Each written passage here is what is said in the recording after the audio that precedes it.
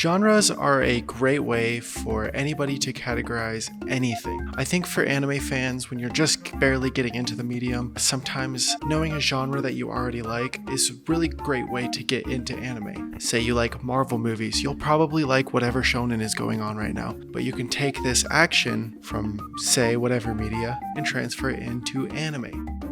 So I decided that I'm going to take this, and I'm definitely not stealing this idea from INAKYU, I promise. I would definitely never even title this video something with INAKYU in it. I'm going to tell you guys the best anime of each genre. Alright, let's go. First off is the adventure fantasy genre.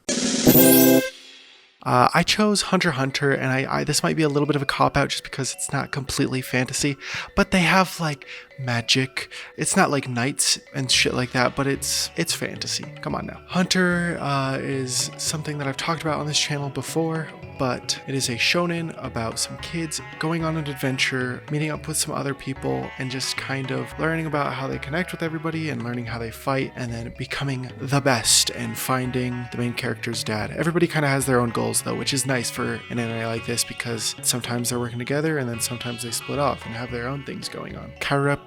Pico, I don't know, the fucking blonde haired guy is a good example of this. He's in the main group for a while, but just until it serves his purpose, and then he's off to go do his own things, which is also a very cool storyline. This anime has a bunch of different portions. There's a portion having to deal with like some insects ruling the world. They do their hunter exams so that they can get their license for becoming hunters. There's just a bunch of cool arcs, but there is one arc where they get isekai'd, which brings us into the next category. Best isekai.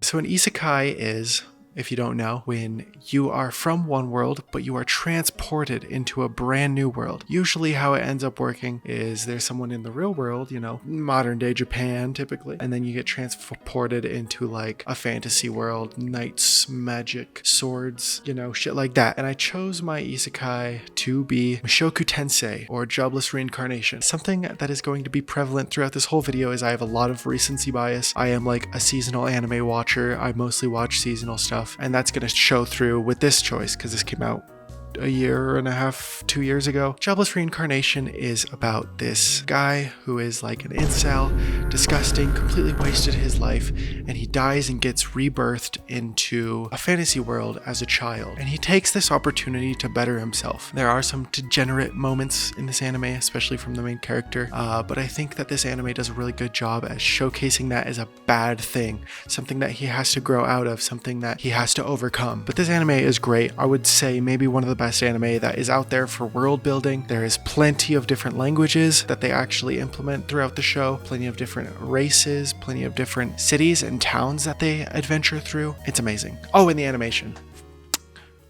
Amazing. So I'm basing all these genres off of the INAKYU video. She went through all the genres and she said Gundam, but I think she meant mecha. I'm not going to be like the type to correct, but I'm pretty sure she meant mecha, right? Because I don't know.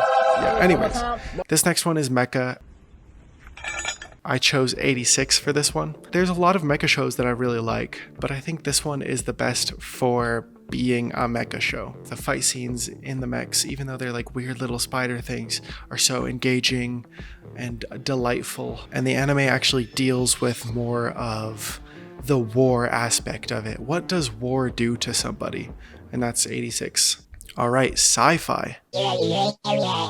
Sci-fi is a very broad one. Like, I think you could do a lot here. My favorite anime, Kaiba, could even be here. Like, that's technically sci-fi. But I think for this video, I'm going to try to do the one that, like, emulates the genre as best as they can, as well as being an amazing anime. So I went with Akira. Akira is an old anime movie about technology sort of overtaking, as well as, like, this psychic stuff. It's hard to explain. It's more of an experience. I feel like if you have, you know, a couple hours to waste watching a movie, Akira is an amazing movie. Beautiful art. That one rapper who turned out to be a Nazi, it's like inspired him so much. Like, look at the music video that he has, and then Akira, it's just, yeah, it's an artistic revelation. Revelation? I don't know. Whatever. The next genre would be psychological. There was so many ideas for this one, but I went with one that was like purely psychological. Almost no other aspect put into this anime, and that is Perfect Blue. I think Death Note could probably be in that same category where it's all psychological, it's all mind games, and Death Note's great. Go ahead and watch it, but I also made a whole video about that, so I mean, not a whole video, but it's in another video, so I'm going to talk about Perfect Blue because I love this shit. Perfect Blue, along with having amazing visuals, is just an anime that keeps growing on me, and I keep thinking about different ways to think about this anime. It is about this girl who lives her life being a idol, but she's kind of growing out of that. She doesn't want to do that anymore, so she's moving into wanting to become an actress. Everybody hates this idea. Everybody is like, this is not who you truly are. Fans start stalking her. There's this one guy who literally stalks her, and that goes into directions, and then you're kind of just wondering like what's real and what's fake. Who are these people? Who cares about her and who doesn't? As she sort of doesn't even know who she is, and it's almost like these outside perspectives are changing who she actually is and who she knows herself to be. That's what I took away from it. I think that anybody who watches it can kind of take away a different sort of idea away from this sort of anime, but it's great and I would recommend it to anybody out there. I will also say that it's probably going to be an anime that will grow on you, so if you don't like it on first watch, I would just give it some time, let it sink in. Let that sink in. All right, drama. Drama as a category, I think, is probably my favorite genre in anime. I love the sort of sappy, sentimental stuff and also the really depressing stuff. I think that's where anime really shines, in my opinion. And I think the one that does it the best, sort of grabs you in this emotional stranglehold the best, is Violet Evergarden. This anime is beautiful and sort of showcases a story of a girl who used to be a war soldier, grew up training to be a war soldier, sort of enslaved to war even. She starts reintegrating herself into normal everyday life as a writer. She goes from understanding absolutely no emotions to trying to convey people's emotions into letters. It's all sort of about how people have trouble connecting with each other, and through the main character, you can see these people reconnect in ways that they didn't think could happen. It's very touching, very tear-jerking. It's great. It's great. I would definitely recommend this one. Okay, next one's gonna get some eye rolls. It's the mystery category, and I put Danganronpa. Get out my class.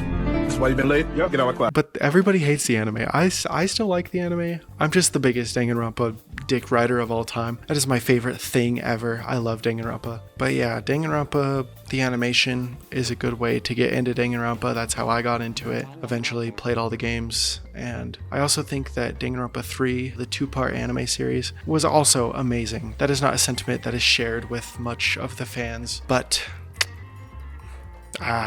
I have to interject my love of Danganronpa into every video I make, so there you go, there's that. The anime I chose for Slice of Life was Blue Period. I have talked about this anime before, but it is an anime about this guy embracing his love for art and going down this path of becoming an artist, and it's just, I don't know. I think that the way that Slice of Life thrives is through good characters and sort of just living with those characters. Blue Period has amazing fleshed out characters that deal with real life problems, as well as them delving into sort of hobbies. I mean, everybody out there has dealt with trying to get better at something and the ups and downs that come with that. But I think this anime showcases the growth that you get from learning new hobbies and the feeling of like connecting with others who are into the same thing. It's a great slice of life. I would recommend it. Anime that will make you cry. This genre was another one that INAKYU sort of made up for the sake of this video, but I think it's a great one. For me, I'm gonna go Grave of the Fireflies because every time I've shown someone this anime, they've always been like, I'm not the type to cry to shows. I'm not like that. And then they're fucking bawling their eyes out at the end. But if you're like me, okay, you're bawling your eyes out from the very first fucking shot, especially if you finished the movie once already. Going back and experiencing that first shot is like, whatever. Now I'm just gushing, but that's a great one. Go and watch that one. It's so good. Okay. Also, one of the few 10s that I've given in my lifetime. I think I have like a handful or 2 handfuls of 10s. Grave of the Fireflies is one of them, baby. Next is romance. I chose one that might have some people kind of questioning. It is Holly Mia. This is an anime that I think was written incredibly well. Some of the best character writing in any anime ever, period. I think that the way that each character interacts with each other is so masterfully blended. It is made in such a real life sort of way that I think more people should be talking about this. I know it's already really popular, but I'm just saying, me giving it a lower score when I made my last anime video, here's the fucking thumbnail, that video, my dog's out and about.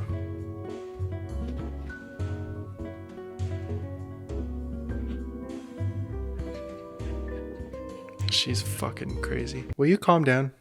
Do you have anything to say? Okay, anyways. Yeah, it's written in such like a real life sort of way that it has to make the list. And the only reason I've sort of talked shit on it in the past is because I don't really like the main character. One of the main characters, this girl. Just a fucking annoying little kinky bitch. But that doesn't deter me from recognizing the amazing writing. Okay, that's enough talking about that. Harem / reverse harem. So for this, I chose one for each. Harem is going to be Quince, and reverse harem is Ouran High School Host Club. Quince is, I think, the only harem that I've watched all the way through, but it's great. It is not like the trashy sort of thing. It's like a romance that just happens to be with a bunch of different girls. Or even a slice of life. I feel like the romance aspect doesn't even really get delved into until later on in the seasons. Can you guys see her? She's just the cutest, huh, May?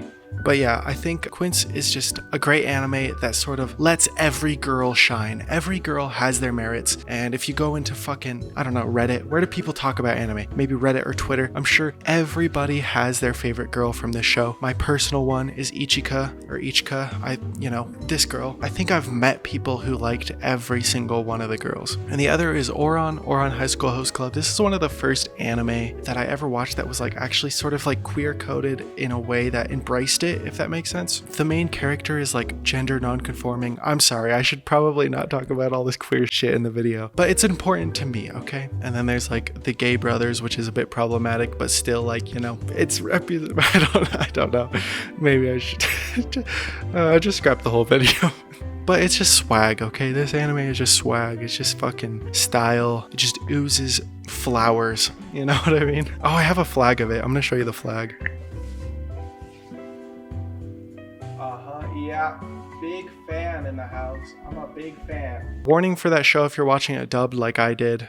They dropped the T slur maybe like 12 times in the show. Just know it was a different time, okay? It was a different time. Next one is time period. I think a lot of people would go for old samurai sort of vibes, Ito, Japan era, whatever that means. But I went for like an old American style. I went for 91 Days, which I don't see this anime talked about nearly enough. I remember when this was airing, it was the same season as Bungo Stray Dogs season 2, and they were starting to go in more of like a gangster route. And then I just completely dropped Bongo for 91 Days because it was just like so much better version of the gangster aesthetic. Basically, the main character, I don't remember. Okay, I'm cutting myself off here. I don't remember if it is American, but it's like old timesy gangster stuff.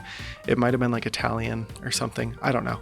I'm pretty sure it was American though. But this anime is about a revenge story. This kid watches his parents get murdered in cold blood before his very eyes at a very young age. So he marked down, in his mind, he's like, this guy, okay, that guy, and that guy, they were all here during this time. I'm gonna grow up and train my skills and then kill them all. And he sort of executes that plan. Or does he? I don't know. Let's see about all that. Maybe check that anime out if you're curious. But I just remember it being just like so fucking intense and just gory and just like does not pull any strings when it comes to these crazy scenarios. That brings me to the action genre.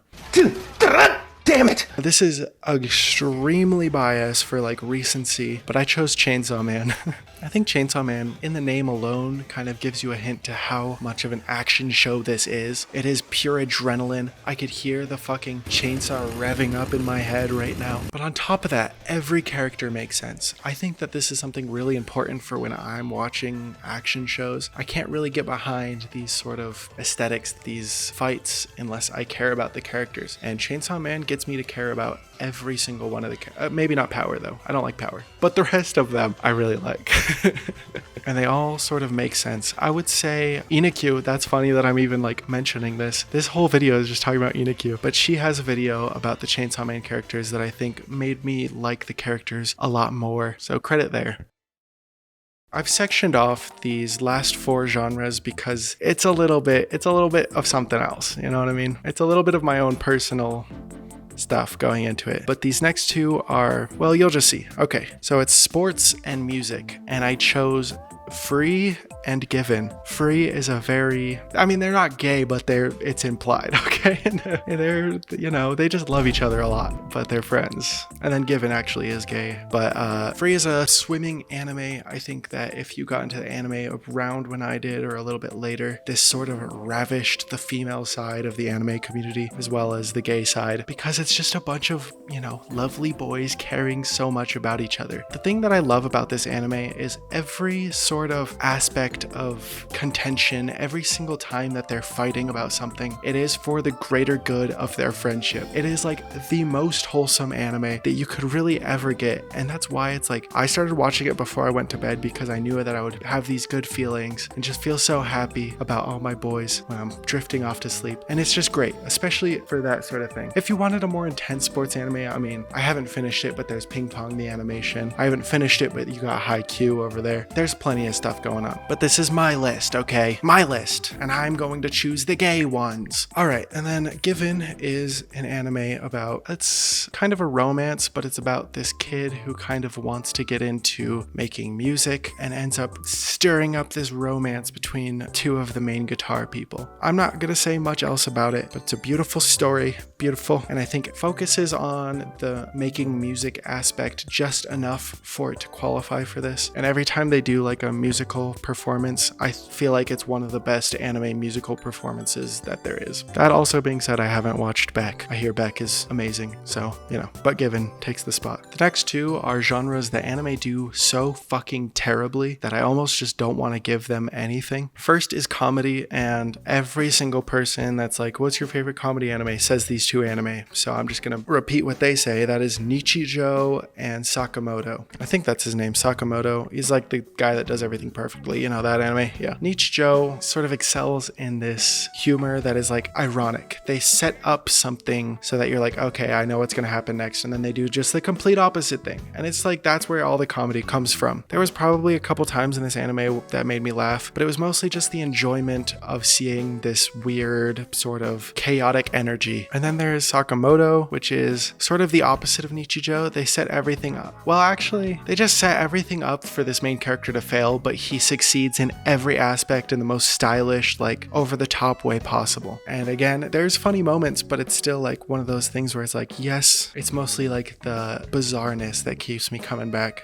That sort of feeling, not like the, you know, hands on stomach, you know, toppling over laughing sort of thing, which I don't think any anime has ever done. I feel bad for anybody who would like even think about putting Pop Team Epic in here. I don't know why that just crossed my mind, but you poor souls.